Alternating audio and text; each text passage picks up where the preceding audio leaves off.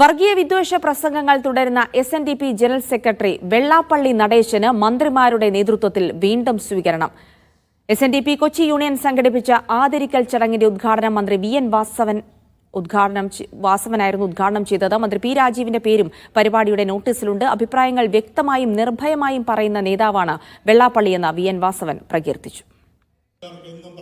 മുസ്ലിങ്ങളെയും ക്രൈസ്തവരെയും ചാരി വിദ്വേഷ പ്രസംഗം നടത്തുകയും കാന്തപുരം AP അബൂക്കർ മുസ്ലിയാരെ അധിക്ഷേപിക്കുകയും ചെയ്ത വെള്ളാപ്പള്ളി നടേശന് തൊട്ടടുത്ത ദിവസമാണ് കൊച്ചിയിൽ സ്വീകരണമൊരുക്കിയത്. ചടങ്ങിന്റെ ഉദ്ഘാടനം നിർവഹിച്ച മന്ത്രി VN വാസവൻ പതിവ് പോലെ വെള്ളാപ്പള്ളിയെ പ്രകീർത്തിച്ചു. നമ്മുടെ സംസ്ഥാനത്ത് ഒരു സമുദായ സംഘടനയ്ക്കോ അല്ലെങ്കിൽ മറ്റേതെങ്കിലും രാഷ്ട്രീയ പ്രസ്ഥാനത്തിനോ ഈ 3 പതിറ്റാണ്ട് കാലം ചോദ്യം ചെയ്യപ്പെടാത്ത ഒരു ശക്തിയായി ആ പദവിയിൽ മുന്നോട്ട് പോകാൻ കഴിഞ്ഞ ഒരേ ഒരു വ്യക്തിത്വം ശ്രീ വെള്ളാപ്പള്ളി നടേശനാണ് എന്നുള്ളത്. മുൻ മന്ത്രി K ബാബുവും ഹൈബി ഈഡനും വെള്ളാപ്പള്ളിയെ അഭിനന്ദനങ്ങൾ കൊണ്ട് മൂടി.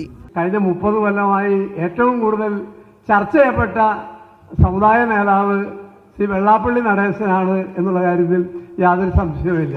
അതോടൊപ്പം തന്നെ മാധ്യമങ്ങൾ ഏറ്റവും കൂടുതൽ വേട്ടയാടിയിട്ടുള്ള ഒരാളും ശ്രീ വെള്ളാപ്പള്ളി നടേശനായിരുന്നു എന്നുള്ള കാര്യത്തിലും തർക്കമില്ല. സ്വീകരണത്തിന് നന്ദി പറഞ്ഞപ്പോഴും വെള്ളാപ്പള്ളി നടേശൻ വർഗീയ പ്രസംഗം ആവർത്തിച്ചു.